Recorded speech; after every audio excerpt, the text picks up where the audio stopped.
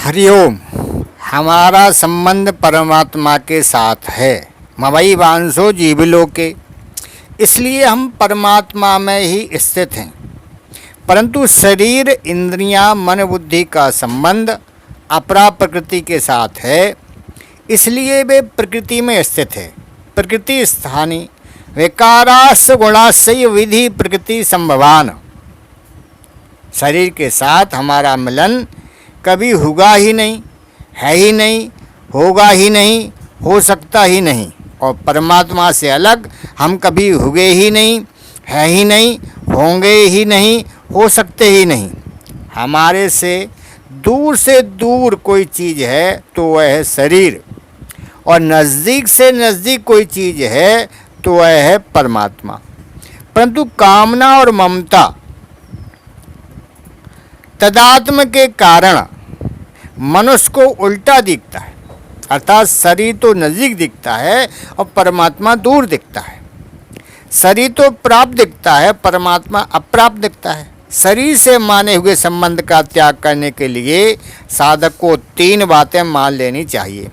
शरीर मेरा नहीं है क्योंकि इस पर मेरा वश नहीं चलता है, मेरे को कुछ नहीं चाहिए, और तीसरी, मेरे को अपने लिए कुछ नहीं करना है। जब तक साधक स्थूल, सूक्ष्म, कारण तीनों शरीरों से अपना संबंध मानता रहता है, तब तक स्थूल शरीर से होने वाला कर्म, सूक्ष्म शरीर से होने वाला चिंतन, कारण शरीर से होने वाली स्थिरता, निर्विकल्प अवस्था, तीनों ही उसको बांधने वाले होते हैं। परंतु तीनों शरीरों से संबंध विच्छेद होने पर वह कर्म, चिंतन, स्थिरता तीनों से बंधता नहीं है, अर्थात तीनों से असंग हो जाता है। भगवान के नित्य संबंध की जागृति के लिए साधक को 3 बातें मान लेनी चाहिए। प्रभु मेरे हैं, मैं प्रभु का हूँ, और सब कुछ प्रभु का है।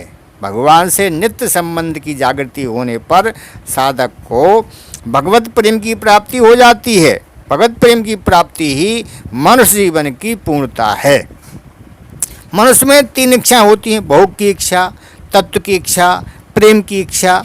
भोग की इच्छा कामना, तत्व की इच्छा जिज्ञासा, और प्रेम की इच्छा पिपासा, अभिलाषा कहलाती है।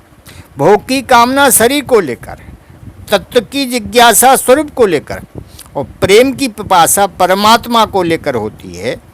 शरीर को अपना मानना भूल है, क्योंकि शरीर प्रकृति का अंश है। अतः शरीर को लेकर होने वाली भोग की इच्छा प्राकृतिक असत होने से अपनी नहीं है, प्रत्युत भूल से है। परंतु तत्व की और प्रेम की इच्छा अपनी है, भूल से नहीं है। इसलिए शरीर को निष्काम भाव पूर्वक परिवार की, समाज की और संसार की सेवा में लगाने से, अथवा तत्व की जिज्ञासा तेज होने से भूल मिट जाती है। भूल मिटने से भोग की इच्छा मिट जाती है। भोग की इच्छा मिटने से तत्व की जिज्ञासा पूर्ण हो जाती है, और साधक को स्वरूप में स्वाभाविक स्थिति का अनुभव हो जाता है, अर्थात उसको तत्व ज्ञान हो जाता है, वह जीवन मुक्त हो जाता है। फिर स्वरूप उसका जिसका अंश है, उस परमात्मा के प्रेम की पिपासा जागृत होती है। मात्र जीव परमात्मा के अंश हैं, इसलिए मात्र जीवों की अंतिम इच्छा प्रेम की ही है। प्रेम की इच्छा सार्वभौम इच्छा है। प्रेम की प्राप्ति होने पर मनुष्य जन्म पूर्ण हो जाता है, फिर कुछ भी बाकी नहीं रह जाता है। हरिओम। ओम शांति।